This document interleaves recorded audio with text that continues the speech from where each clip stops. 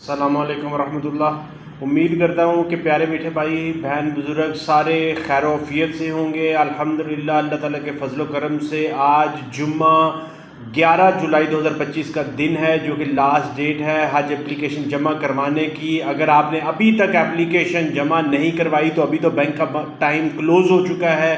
अभी आप online portal के थ्रू करवा सकते हैं। मिनिस्ट्री ऑफ रिलीजियस अफेयर की तरफ से अपडेट आई है, वेरी इंपॉर्टेंट। उन्होंने कहा है कि आज रात 12 बजे तक पोर्टल ओपन रहेगा। आप अपनी एप्लीकेशन पोर्टल पर जमा करवा सकते हैं, अपना कॉन्सेंट, अपना एक्सप्रेशन ऑफ इंटरेस्ट जमा करवा सकते हैं। वो प्यारे मीठे भाई जिन्होंने अभी तक नहीं करवाया वो जल्दी से पोर्टल पर जाएं, वेबसाइट पे जाएं, या फिर मोबाइल से या लैपटॉप से, कंप्यूटर से, कहीं से भी पोर्टल पर जाएं और अपना इंटरेस्ट, अपना एक्सप्रेशन ऑफ इंटरेस्ट, अपनी रजिस्ट्रेशन हज 2026 के लिए कर लें, क्योंकि लास्ट डेट आज रात 12 बजे तक है। उसके बाद पोर्टल पे ऑप्शन अवेलेबल नहीं होगी।